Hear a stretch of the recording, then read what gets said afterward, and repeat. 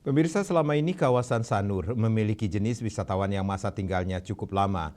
Ini pun menjadi poin penting dalam industri pariwisata yang memberikan dampak positif pada perputaran ekonomi. Untuk itu, karakteristik pariwisata inilah yang ingin dijaga, sehingga jika adanya beach club dikhawatirkan akan membuat wisatawan yang biasanya memilih Sanur akan beralih.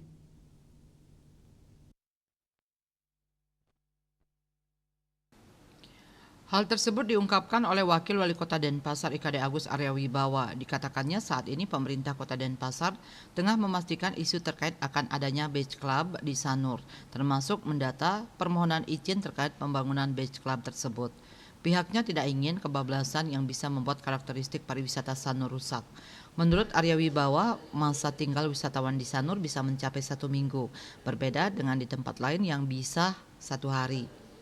Hal ini dipengaruhi oleh ketenangan dan kenyamanan wisatawan berada di Sanur. Inilah yang dikhawatirkan akan hilang jika adanya beach club yang identik dengan hingar-bingar musik. Kemudahan perizinan yang bertujuan memudahkan investasi saat ini memang memberikan dampak positif dan negatif. Dampak positif yakni secara investasi baik itu di Sanur yang menjadi kawasan pariwisata dan Kota Denpasar secara umum tentu memiliki nilai investasi dan ekonomi yang menguntungkan.